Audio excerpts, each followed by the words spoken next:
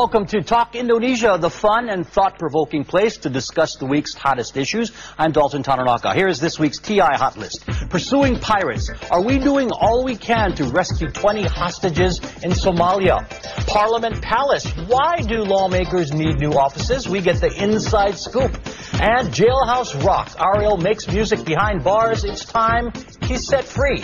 Joining me every week to make sense of a very crazy world is Rahayu Saraswati, Sarah, actress and woman of great faith.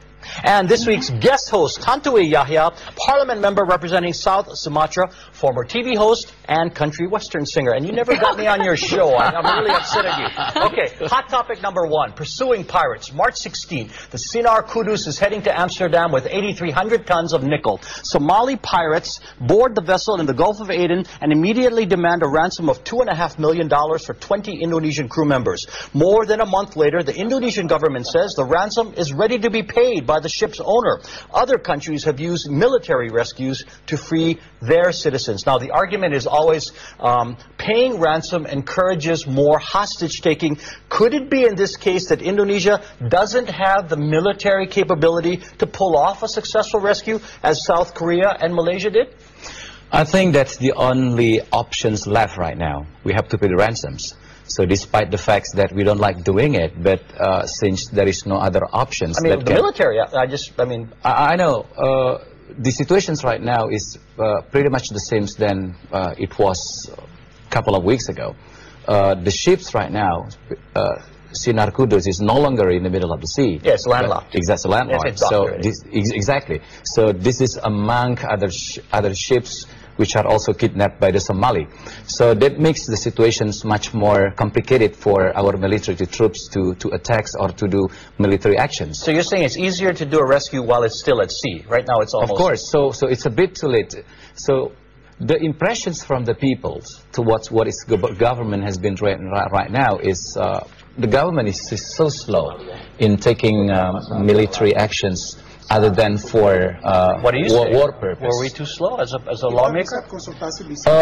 We say that it is very slow. I mean, if the government could have done a military attacks 2 weeks ago, should have been done. I think exactly. So the situation might be very much the same than what it is today. Yeah, we do actually have the military. The personnel and the resources. Oh, yeah. I mean, if I were kidnapped somewhere, I would like to think that the elite forces would be able to get It's not an easy decision to make. The president has to decide whether to send in the troops, and that could mean some people getting killed.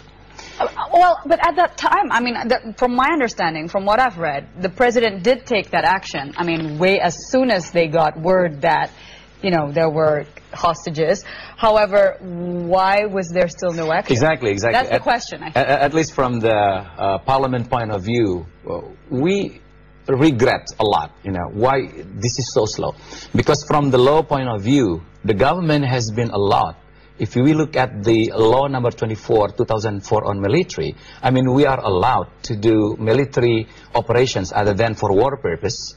Okay, in case of needed, and also the resolutions from the United Nations also forbids our military, to get across, and to be in the area of Somali, wherever needed. And then from our power, we have special troops which are very well trained to do it, and they're world class. Remember, we have exactly. Okay, but you know what, Tantowi, the delay makes it seem to the outside world that Indonesia does not value its citizens as much as the United States or South Korea as Malaysia. That's the impression. No, we still have to think very positive on what the government has been doing right now, because we have to accept the fact that there is the elements of secrecy in the operations. The government. We don't know what they're doing. Exactly. The governments cannot be fully open, to the public on what they're doing right now. So we really hope that, behind the door, the government has been doing enough effort, to rescue the life of the people. We don't really want to show all our cards, let's say. Perhaps that would be it. At least if we have any cards to show, that's the point. People don't have much faith because in the past there has been one successful rescue of hostages in the early 80s of a Garuda flight in Bangkok. Exactly. And they did it. So we do have. That's in the early 80s. When was that? Well, what about? Shouldn't the private ship owners do more to secure their ships? And shouldn't we have maybe UN peacekeepers patrolling in that area? Oh, because it seems that too many hostage takings are happening. 100 142 piracy cases in the first quarter of this year alone in that region. And they have to go through there, though. How ridiculous is that? That's yes. a crucial, yes. vital shipping route, but there must be more security there. Okay, got to move on. Pursuing. You know, Dalton, what we expect is that there should be joint forces of all the countries in the world to combat the terrorists, not on the sea anymore, but on the land. Because there is no legal governments right now.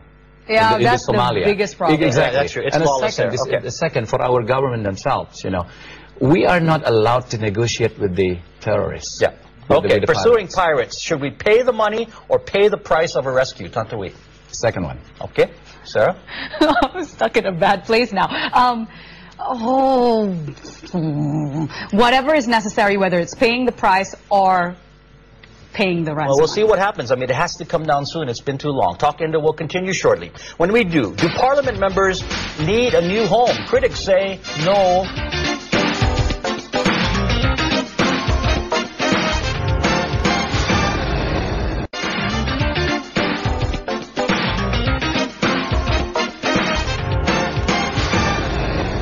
This is Talk Indo from Jakarta. Hot topic number 2, Parliament Palace. Despite public opposition and threats of lawsuits, plans are still on for a new parliament building at a cost of $140 million at least. Supporting lawmakers say they work in cramped spaces and need a gym to relieve stress. Critics say many politicians don't even show up for work and also question the number and cost of overseas travel, estimated at $1.5 million in the next 2 months alone. Okay, your party, Tantowi Golkar, supports the new building. Do you personally?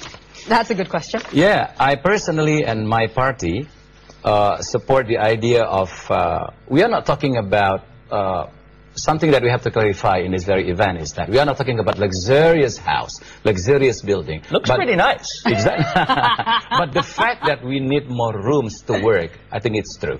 You know. I mean, let's set the record straight that we understand, you know, that you do need a new space because the building is not new space. We need a bigger space. Yeah. How big is your office? 100? It's 35 meters squares right now. And 35 meters square right now. That's small. And this is exactly, and this is for 4 people. I mean, for me, and then I have 3 assistants working for me, and then 2 gallons of aqua, and then a pile of papers and many things. I mean, get rid of the aqua. You gain another space. No, you guys should come to my office and see with your very eyes what happens, you know? Well, of course, there are many diligent, hardworking lawmakers, and you deserve the space you need, but everyone... Whether or not it's this building... Yeah, with that kind of budget this time, or at this time. Everyone says, when is the right time? It seems not now, when there's so many other... No, the right time is now, but we are not talking, again, we are not talking about luxurious house with gym, swimming pools, sauna and such. But that's what's coming forward. No, there has been a consensus right now to alter the concept. Okay, so that's out. That's out of discussions right now. So we are talking about the additional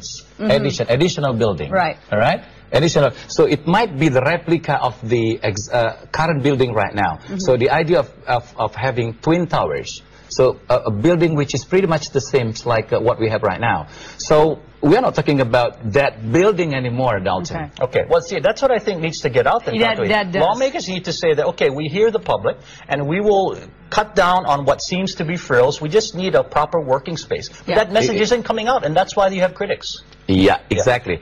Well, I have to admit there has been a message which has been, you know, managed in such a way so that the impression is very much different to the public right now. Right. So I'm telling you right now, the fact that we need a bigger room, yes, because working in 35 meters squares right now for 4 people is not possible anymore. It wasn't made for the amount of people that you're housing right now. Okay. That much is clear. Okay, you've cleared it up, and we appreciate that. I want to ask you something real quickly, Tantowi. You've served in Parliament now for 2 years. It was your first successful attempt at Parliament. You like your job? Any regrets? Very much, very much. No regrets, right? And what is this talk? And let's break some news now that we talked about this a couple weeks ago. We talked about this a few weeks ago. Possible candidates for Jakarta governor. Inshallah. Are you running? And do you declare yourself on this program a candidate for the governor? Well, I have declared to the public that I have intentions to run. The thing that I'm doing right now is to secure the ticket from my party, Golkar, because there are a lot of... No, 3 of us. Right. I mean, beside me, there are 2 other candidates, you know, who have the same intentions. So what I'm doing right now is to convince the people, to get the sympathy from the people, so that when my party is doing a survey done by 1 or 2 professional pollsters, I'll be the one that will be endorsed by the party. And that's how your party chooses? They take a survey of public sentiment? Exactly. So the survey is the only instrument used by my party Golkar to decide who is to be endorsed in the next elections. Wow, that's interesting, that the public determines who the Exactly. Golkar party candidate is. So make sure when you guys are approached by the pollsters, okay, say yes. Okay. We shall see. Real I mean, you got to convince me a little bit Real more quickly, than. what is your number one Yes. point in your platform? Okay, there you go. Of course, it's about the traffic, and then the flood, and then the establishment or the creations of more public spaces for the people to interact. And that's what the last government Exactly, said, too. exactly. What makes you different, right? That's a good What question. makes me different is there is one fundamental reasons why the problem of Jakarta has always been like this. It's the mental model of the people. You know, Dalton, I always think and I always believe that Jakarta is pretty much the same with New York. So both are international cities, open city, cosmopolitan as such. So this is the cities where the people from multi-ethnics and nationalities are living. But the problem Melting pot. Exactly, so it's a melting pot. But the difference between Jakarta and New York, in New York there is a claim, I'm a New Yorker. But in Jakarta, have you ever heard, I'm Jakartan? Atau gue orang So you're going to Jakarta? make people proud to be from Jakarta. Exactly. So this is the mental problem model. sense of belonging. Okay. Right? We got to move on. Let's get back to our original point. Parliament Palace. Wrong time, or there's never a right time. Let's build it. This is the right time. Okay, Sarah? There's never a right time. Let's build it, but build it the right way and make sure you can give us the guarantee that it's without the frills. Okay, and you know, Tantowi convinced me. When Talk Indo rolls on, we rock with Ariel in prison. Why he should be released now.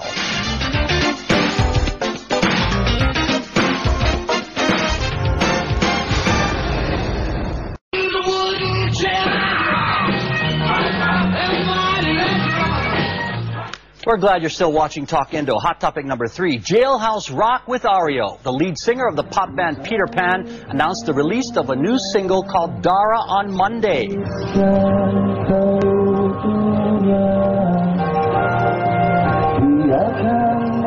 He did it from his present home, Kebonwaru Penitentiary in Bandung, where he's serving a 3.5-year sentence for making sex videos with actress Luna Maya and TV host Chutari. His music project was encouraged by prison officials. Ariel said his song is to inspire other prisoners to not lose hope. Now, I have a problem with this. If Ariel is supposed to be in confinement for a crime, why is he allowed to produce music and hold news conferences? Which leads me actually to my bigger point. He shouldn't be in prison at all. He should be out doing his business. Yeah, your actual problem with this is the fact that he's actually in prison at all. Yeah. But okay, forget that. I mean, first of all, he is serving a crime for which he's already convicted. If his appeal goes through and if he wins that, then okay, we can talk about whether or not, you know, he can still produce music. However, while he's in there, I think that he can do, if he wants to produce music, I don't think that's a problem. However, holding news conferences, maybe that could be. They're using it. Oh, totally agree. I mean, exactly, yeah. I mean, you can be creative, you can still write music. They're exploiting him. Yeah. I mean, we're not gonna interfere with the decisions from the court. But this is good news. The fact that the court, the prison has allowed Ariel to remain productive as a musician, I think is a good news. Yes. I mean, there is no institutions or anybody that can stop people from doing music. But, you know, his conviction and imprisonment to me was a case of a high-profile example. I mean, we know in the past couple of weeks what has happened with other public people. I mean, Mr. Arifinto, and you know, on the floor of Parliament, other people have uploaded sex videos. They're not in jail. Well, this is... But Arifinto still may get prosecuted. That's still a may still, possibility, right? yes, exactly. This is different case, Dalton. This is different case, right? Ariel has been accused of doing not a good thing in front of the public. I mean, that's a moral issue. It's a moral issue. But I mean, we made it clear that he wasn't the one who spread it out for the world. Exactly. But he shouldn't have made it maybe in the first, or be more careful with his things. Yeah. Right. I mean, everybody should be more careful with their personal belongings. However, again, what we're talking about is here whether or not a prison should be made into a place that's It's like a recording studio. What's going on? It's a recording studio. It's a news you're a musician. You place. appreciate that he's still making music, but is this the place? I don't think so. Yeah. Correct. I mean, I like what he's doing right now. I mean, he's still active as a musician. He still writes songs. You know, if you listen to the lyric of the song, it's just like, you know, he's longing for his friends, you know. Dara means girl, right? Dara means girls, but the song is not meant to anyone. Okay. I mean, the song is meant to any friend he has. Okay. Jailhouse Rock, allowable privilege or travesty of justice? To me, it's a matter of creation. You know, I'm not going to make any comment on that. But I mean, the fact that this is really good news. That there is a fact right now in Indonesia, the prison is giving a freedom for anybody to do what they want. Exactly. Okay. Sarah, allowable privilege, travesty of justice. I think there are privileges that people are not allowed, you know, when you're in jail, but being creative, there's no crime in that. There are boundaries, however. Okay, I think he should be freed, period. Now, feedback time. We're getting a lot of it as well. First, this email from Dave in Jakarta. I love this show a lot. Would you guys talk about the hostages being held by pirates? We just did, Dave. Hope you got something out of that discussion. From our Facebook page, this posting from Handri. If we don't use technology wisely, it has great potential to ruin someone's career. And he's referring to our discussion on lawmaker Adi Finto getting caught viewing porn in Parliament. Of course, he was forced to resign. And this SMS from Chandra in Bandung. Great to see Yeni Wahid on the show. She's so bright and articulate. Yes, she is, Chandra. Send your emails with name and city to talkindo@metrotvnews.com. Post a, talkindo@metrotvnews.com. Post a comment on our Facebook page or tweet us at our full names. Final words, Tantowi. Yeah, I would like to express my personal condolence on the passings of my very good friend, Frankie Sahila Tua, who passed yesterday. May he rest in peace. And I commit to myself to sing all his great songs and albums in the time to come. All right, Tantowi, and you meant he passed this past week. Okay, Sarah, final words? Well, there are two things I would like to say. First is that, you know, on Thursday we just celebrated Kartini Day. So here's to all the Sri Kandi out there who are rising up and shining and giving great example for all the young women and around Indonesia and the world, possibly. And of course, happy Easter to all those who believe and who celebrate. And here's to being free at last. Let's shine the light on the dark world. All right, it's not celebrating the birth of the Easter Bunny. That's what I thought it was. Anyway, my final words. I did it, as I said I would last week. Got a Twitter account at Dalton Tanonaka. I was waiting for my life to change, actually. Monday came, Tuesday, Wednesday, and nothing. Well, somebody tell me what's supposed to happen? But don't ask for my BlackBerry pin, please. Don't have a BlackBerry. Well, first I'll change your photo so people know it's you. That is Talk Indo for this week. For Sarah and Tantowi, you enjoyed yourself? Thank you very much. Good. I really enjoy it. All right, see you next time.